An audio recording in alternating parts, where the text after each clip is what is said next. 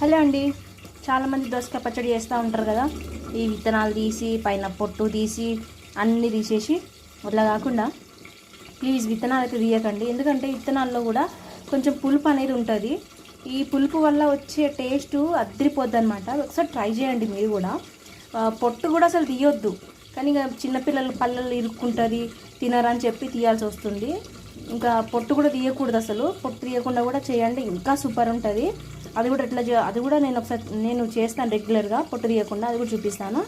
And ఇంకోటి, ఇలా విత్తనాలతో పాటు చేసుకొని పచ్చిమిర్చి వేసి మంచిగా ఎండుమిర్చి అయినా పచ్చిమిర్చి అయినా వేసుకొని ఈ దోసకాయతో ఎన్ని రకాల పచ్చళ్ళు చేసుకోవచ్చు అంటే ఊరగాయ చేసుకోవచ్చు. ఇట్లనే పచ్చి వాటికి అన్నీ కూడా మనం మామిడికాయ పచ్చడికి ఎలా చేస్తాం సేమ్ అదే టైప్లో ఈ కొంచెం పెద్ద సైజు కట్ చేసుకోవాలి ముక్కలు, ఇంత సైజు చేసుకొని ఆవ పొడి, జీలకర్ర పొడి,